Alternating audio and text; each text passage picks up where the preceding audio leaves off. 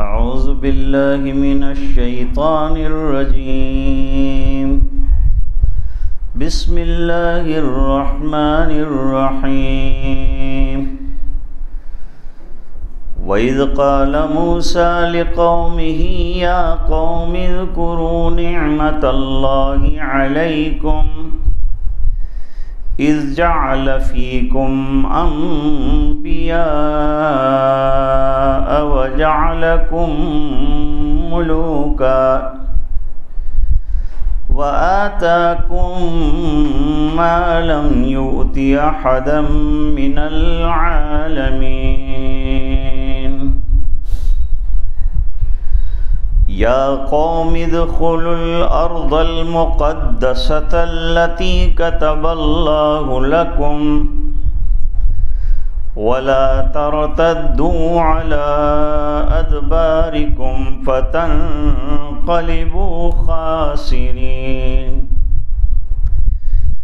قالوا يا موسى إن فيها قوما جبارين وَإِنَّا لَن نَّدْخُلَهَا حَتَّى يَخْرُجُوا مِنْهَا فَإِن يَخْرُجُوا مِنْهَا فَإِنَّا دَاخِلُونَ. قال رجلان من الذين يخافون أنعم الله عليهم ادخلوا عليهم الباب فإذا دخلتموه فإنكم غالبون وعلى الله فتوكلوا إن كنتم مؤمنين.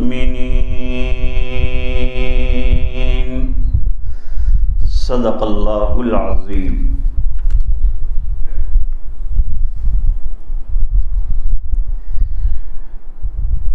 یہودیوں کا مدینہ منورہ میں حضور پاک صلی اللہ علیہ وسلم کے ساتھ ہمیشہ ہٹ دھرمی کا معاملہ رہا. ہٹ دھرمی کرتے رہے، حضور کو پریشان کرتے رہے، دھوکے دیتے رہے، بد معاملگی کرتے رہے.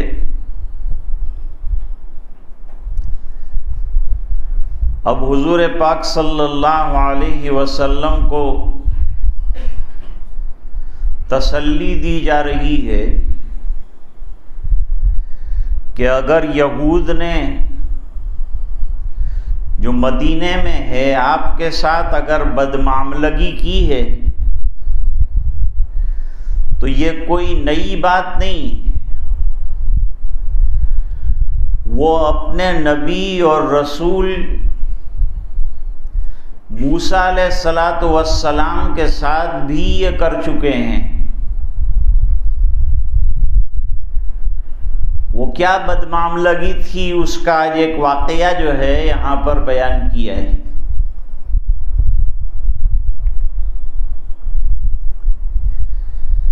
مصر میں حضرت یوسف علیہ السلام کے زمانے میں فلسطین سے اور کنعان سے نکل کر بنی اسرائیل مصر پہنچے تھے.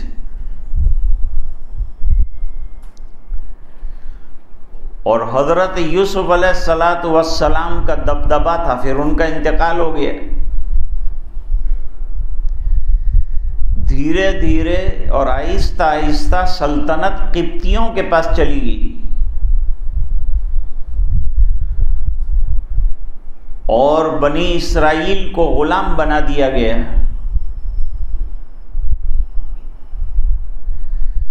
تقریباً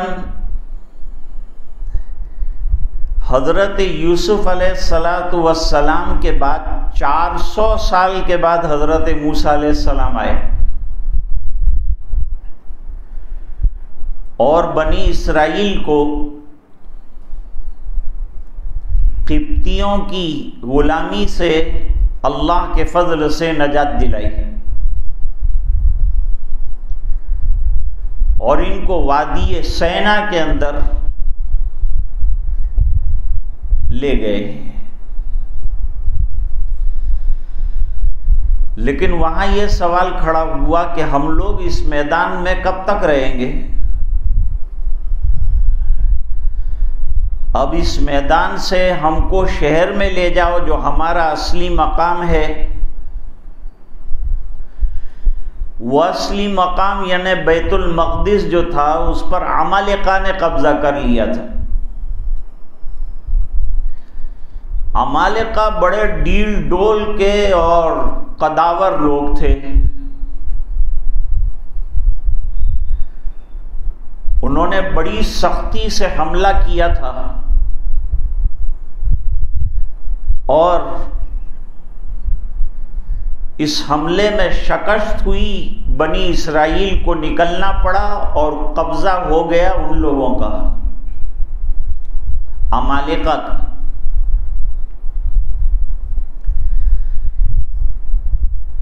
جب قوم والوں نے موسیٰ علیہ السلام کے سامنے بات رکھی کہ اب ہم کو شہر میں جانا ہے، اریحہ میں جانا ہے، تو حضرت موسیٰ علیہ السلام نے کہا اس کا ایک ہی راستہ ہے کہ تم کو جنگ کرنی پڑے گی، جہاد کرنا پڑے گا عمالقہ کے خلاف. اس کے لیے تیار ہو جاؤ. لیکن عمالقہ کا حال کیا ہے، وہ کس طرح کے لوگ ہیں، کتنی تعداد میں ہیں؟ اس وقت بنی اسرائیل 6 لاکھ کی تعداد میں سے، جن سے 2 لاکھ نکال دیجئے عورتیں اور 2 لاکھ نکال دیجئے بچے اور 1 لاکھ نکال دیجئے بوڑھے، تو 1 لاکھ جو ہیں وہ حملہ آور ہو سکتے تھے وہاں اور واپس اسے لے سکتے تھے اور جہاد کر سکتے تھے. لیکن یہود بڑی بزدل قوم ہے، دوسروں کے سہارے پر چلتے ہیں. ان کی بزدلی رہی. حضرت موسیٰ علیہ السلام سے کہا کہ اچھا تحقیق کرواؤ کہ یہ عمالقہ اور انہوں نے جو ہمارے علاقے پر قبضہ کیا ہے وہ علاقے کا کیا حال ہے اور لوگوں کا کیا حال ہے. تو حضرت موسیٰ علیہ السلام نے 12 آدمی تجویز کی جن کو جانا ہے بیت المقدس اور فلسطین اور جا کر کے حالات کی تحقیق کرنی، اور کہا تھا کہ وہاں کے حالات آ کر مجھے بتانا، اس کے بعد اس کو آؤٹ کریں گے، لوگوں کو بتائیں گے. جب یہ 12 آدمی وہاں پہنچے تو اس میں 2 نبی تھے، یوشع اور کالیب. انہوں نے وہاں دیکھا کہ علاقہ بڑا زرخیز ہے، چاروں طرف درخت ہیں، ہرے بھرے پھل پھول ہیں، باڑیاں ہیں اور علاقہ بڑا آباد ہے، اور وہ لوگ بڑے تن و من اور فیل تن ہیں.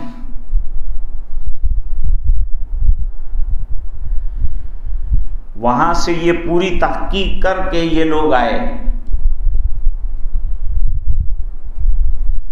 10 آدمی ایسے تھے جنہوں نے آ کر قوم کو ڈرا دیا کہ بھئی تمہارا تو کام ہی نہیں ہے ادھر،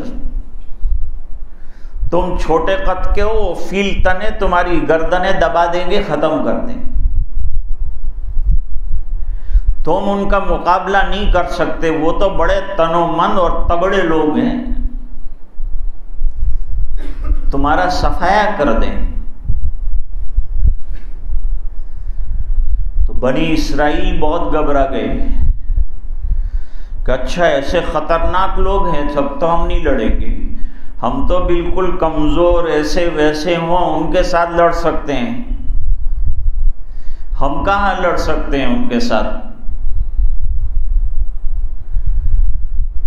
لڑنے کا انکار کیا، حالانکہ دو آدمیوں نے یہ بات کو پوشیدہ رکھا، وہ دو نبی تھے، یوشع اور کالب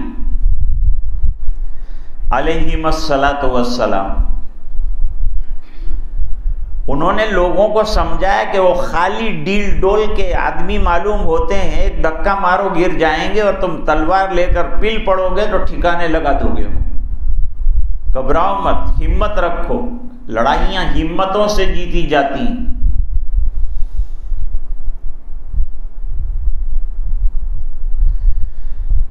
عزائم کو سینوں میں بیدار کر دے، نگاہ مسلمان کو تلوار کر دے، تو تمہارے پاس عزم مصمم ہوگا، اللہ کے حکم پر عمل کرنے کا جذبہ ہوگا تو تم کو کامیابی ملے گی۔ ان کے قداور ہونے سے اور ظاہر میں ڈیل ڈول کے ہونے سے جو ہے وہ ڈرنے کی ضرورت نہیں ہے۔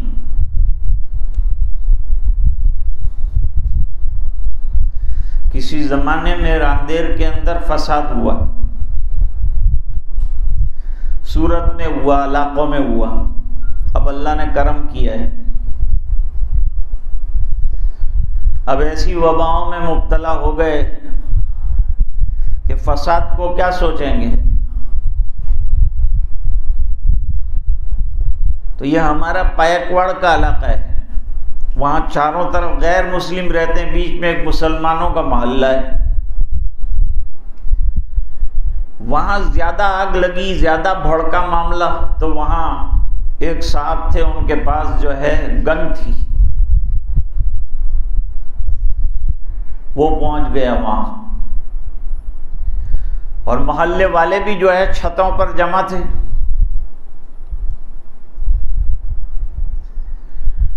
اب وہ جو گن والا تھا اس کو لوگوں نے کہا کہ وہ لوگ ہمارے گھر میں نیچے آگ لگا رہے ہیں، تم ذرا ہوا میں تو گن چلاؤ۔ کہیں نہیں، ہٹ جاؤ، یہ بہت ڈینجر چیز ہے۔ ارے بھائی ڈینجر ہے تبھی تو اس کو رکھا ہے، تو اس کو کام میں لاؤ نا۔ ابھی کہا نہیں، تم لوگ بالکل الگ ہٹ جاؤ، گڑبڑ ہو جائے گی۔ میرے کو غصہ مت دلا ورنہ میں مار دوں گا ایک کو دو کو۔ بڑا پہلوان آدمی اپنے آپ کو کہتا تھا، یوں گن لے کے آیا تھا کہ جیسے یہ سب کو ختم کر دے۔ بہت سمجھایا اس کو کہ بھائی ہوا میں تو کم سے کم گن چلا کے نیچے والے بھاگ جائیں۔ کہ نہیں بس تم ہٹ جاؤ، تم سمجھتے نہیں ہیں مسئلے کو۔ ایک پتلا دبلا مبشر جیسا ایک لڑکا آیا ہے، اس کے ہاتھ میں سے گن لی اور دو نیچے چلا دی، دھم دھم کر کے، دو کو پیر میں لگا، سب بھاگے۔ کب سے کہتا ہے میرے پاس گن ہے، یوں کر دوں گا، یوں کر دوں گا، کرتا تو کچھ ہے نہیں، خالی باتیں کرتا ہے۔ اس کے لیے عزم چاہیے، پختہ دل چاہیے، وہ پختہ دل ہی تیرے پاس نہیں ہے، گن سے کیا ہوتا ہے۔ اور فلسطین میں وہ دل ان کا اور گردہ دیکھو کہ بیچارے راکٹوں کا مقابلہ پتھروں سے کر رہے ہیں۔ تو ان کو حضرت موسیٰ علیہ السلام نے بھی سمجھایا، یوشع اور کالب انہوں نے بھی سمجھایا کہ ان کی فیلتنی سے مت ڈرو، ہمت کرو، اللہ کے حکم کو پورا کرو تو اللہ کی نصرت آئے گی، اللہ کی مدد آئے گی۔ ماننے کے لیے تیاری نہیں۔ یہی کہا موسیٰ علیہ السلام سے کہ ان فیہا قوما جبارین، وہ تو بڑے زبردست لوگ ہیں، تنومن لوگ ہیں، اور تم اور تمہارا پروردگار لڑو، ہم تو یہیں بیٹھیں گے۔ جب یہ لوگ کمزور ہو جائیں گے، ہم کو لگے گا کہ اب لڑ سکتے ہیں تو لڑیں گے، ورنہ ہم نہیں لڑیں گے، تم اور تمہارا خدا دونوں جا کے لڑو۔ حضرت موسیٰ علیہ السلام بہت غمگین ہو گئے کہ اللہ تو نے حکم دیا ہے کہ جاؤ اور ان سے لڑو، اور یہ قوم اٹھنا نہیں چاہتی، جگہ سے ہلنا نہیں چاہتی، کیا کیا جائے؟ اللہ مجھ کو اور میرے بھائی کو ان لوگوں سے الگ کر دے، میں ان کے ساتھ رہنا ہی نہیں چاہتا. لیکن یہ دعا قبول نہیں ہوئی. انہی میں رہنا پڑا حضرت موسیٰ علیہ السلام کو اور حضرت ہارون علیہ السلام. پہلے حضرت ہارون، بعد میں حضرت موسیٰ علیہ السلام وادی تیہ کے اندر رہے اور انتقال کر گئے. اور اللہ تعالیٰ نے 40 سال کی مدت لگا دی ان لوگوں کے اوپر کہ 40 سال تک تمہارے اوپر ارض مقدسہ حرام ہے، نہیں جا سکو گے. پھر یہ ارادہ بھی کرتے تھے، شام کو پیٹی بستر باندھتے تھے اور رات بھر چلتے تھے، اور صبح میں آنکھ کھلتی تھی تو جہاں تھے وہیں ہوتے تھے، جہاں سے چلے تھے وہیں آ. اس معاملے کو 40 سال کا عرصہ گزر گیا. پھر حضرت یوشع نبی بنائے گئے. ادھر نیا خون اور نئے جذبات کے لوگ آئے بنی اسرائیل میں. انہوں نے کہا کہ ہمارے لڑو 6 لوگ نہیں آتے ہوئے نے مقابلو کرو چنے کہیں بھی تھا پر ہماری زمین ہم نے واپس ہوئی.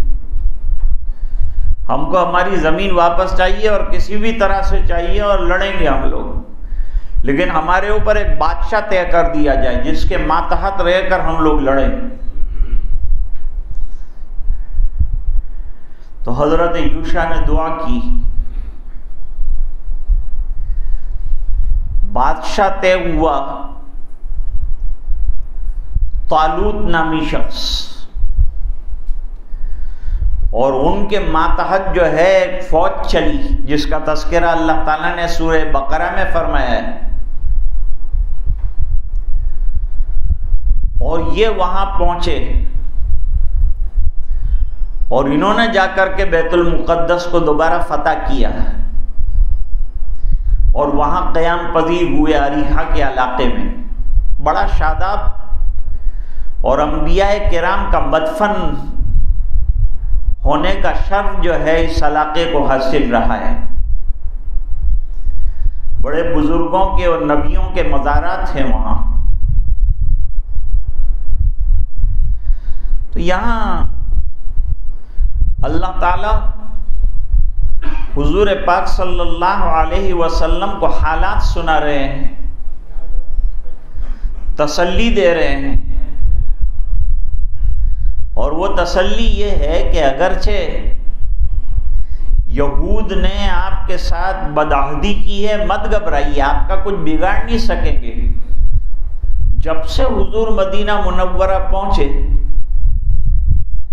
تب سے اللہ تعالیٰ نے ایک نظام بنایا. یہود ہمیشہ مخالفت کرتے رہے، اندرونی طور پر ٹانگیں کھینچتے رہے، دین کو گزند اور نقصان پہنچانے کی ہر ممکن کوشش یہودیوں نے ہر زمانے میں اسلام کو نقصان پہنچانے کی کوشش کی. آج بھی کر رہے ہیں یہی حال. آج بھی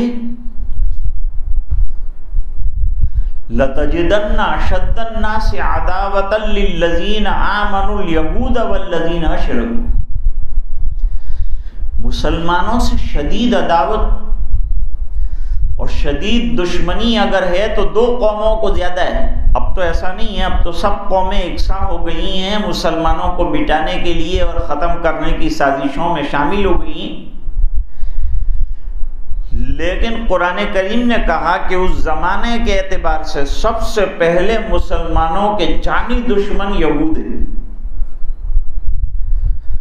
اور دوسرے نمبر پر مشرکین مکہ جنہوں نے حضور پاک صلی اللہ علیہ وسلم کو وطن مبارک مکہ مکرمہ چھوڑنے پر مجبور کر دیا اور آپ کے قتل کی سازشیں بنائی. اللہ نے حفاظت کے ساتھ نکال کر آپ کو مدینہ منورہ پہنچایا. مدینہ منورہ والوں نے جان چھڑک دی، جان نثار کر دی، جان اور مال دونوں کی قربانیاں دی. مال بھی خوب جو ہے خرچ کیا حضور پر، اور جب خرچ کرنے سے رکے تو اللہ کی طرف سے حکم آیا کہ خبردار خرچ کرنے سے مت رکنا ورنہ ہلاکت کا خطرہ ہے، دشمن غالب آ جائے گا۔ اللہ کے راستے میں جیسے جان لگا رہے ہو مال لگانے میں بھی دریغ نہ کرنا۔ موسیٰ علیہ السلام نے قوم والوں کو نعمتیں یاد دلائی کہ تمہارے اوپر اللہ تعالیٰ نے کتنی نعمتیں نازل فرمائی ہیں، کتنی نعمتیں تم کو عطا فرمائی۔ تم بے سہارا تھے، تم کو سہارا دیا، تم وہاں غلام بن گئے تھے، تم کو نجات دلائی، تمہارے اوپر من اور سلوہ کا نزول ہوا، تمہارے لیے میدان کے اندر جو ہے وہ پانی کا انتظام کیا، اور بعد میں تمہارے اندر بادشاہت کا نظام، پھر حضرت داؤد آئے، حضرت سلیمان علیہ السلام آئے، بادشاہت اور ملوکیت بھی ملی، اور تمہارے اندر نبی بھی کتنے بھیجے ہم نے۔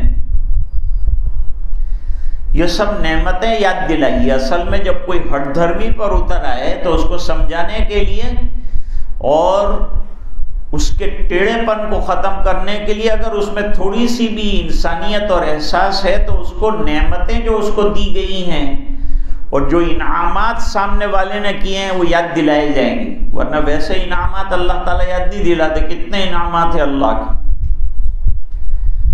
لیکن یہودیوں کو ان کے اوپر ہونے والی اللہ کی طرف سے انعامات کی بارش کو حضرت موسیٰ علیہ السلام نے بیان فرمایا،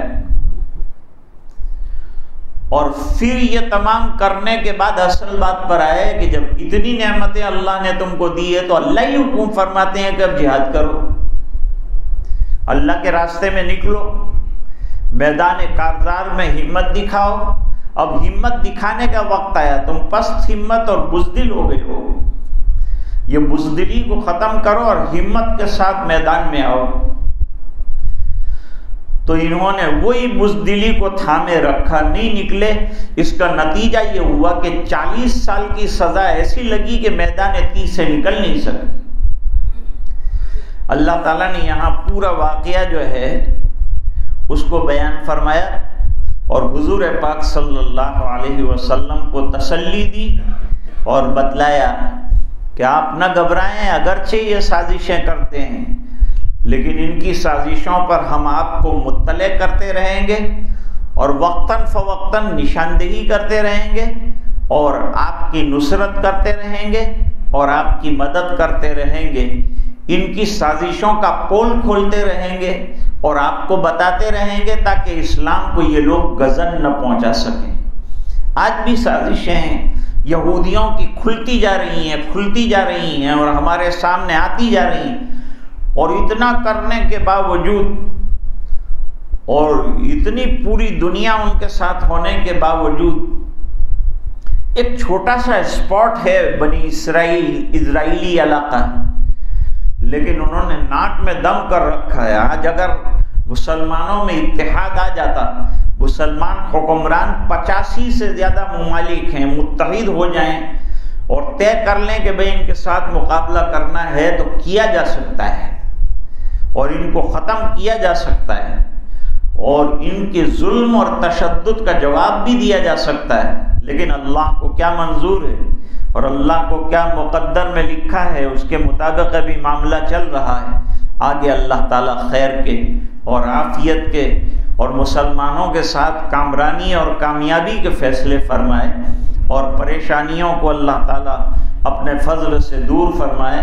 فلسطینیوں کے لیے جو بیچارے مظلوم ہیں خاص طور پر دعا کرنی چاہیے کہ اللہ تعالیٰ ظالمین کے ظلم سے ان کی حفاظت فرمائے اور تشدد اور جبر اور استبداد کو اللہ تعالیٰ ختم فرمائے اور اپنے فضل سے نوازے اور خصوصی عنایتیں اور خصوصی نصرتوں سے اللہ تعالیٰ ان لوگوں کی مدد فرمائے اور یاری فرمائے اور سب ظلم اور تشدد اور استبداد کو اللہ تعالیٰ ختم فرمائے۔ آج بس اتنا ہی رکھتے ہیں، آئندہ ایک سفر ہونے کی وجہ سے اور چاند کی تاریخ ہونے کی وجہ سے پھر جمعہ کو شاید وہ مجلس نہ ہو سکے۔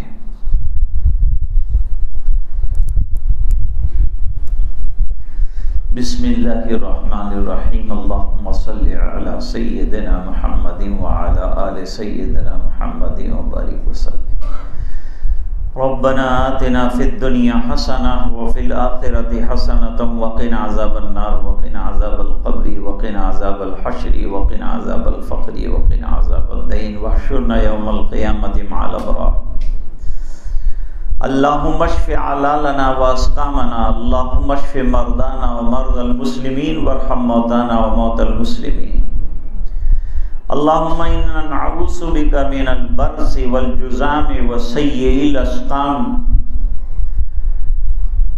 اللہم انا نسألک الہدى والتقى والعفاف والغنى نسألک العفو والعافیہ والمعافاة الدائمہ فی الدین والدنیا والآخرہ توفنا مسلمین والحقنا بالصالحین غیر خزایا ولا ندامہ ولا مفتونین اللہم انا نعوذ بک من جہد البلاء ودرک الشقاء وسوء القضاء وشماتة الأعداء اللہم ارفعنا البلاء والوباء والربا والزنا والزلازل والمحن وسوء الفتن ما ظہر منها وما بطن عن بلدنا هذه خاصة وعن سائر بلاد المسلمین عامة یا رب العالمین۔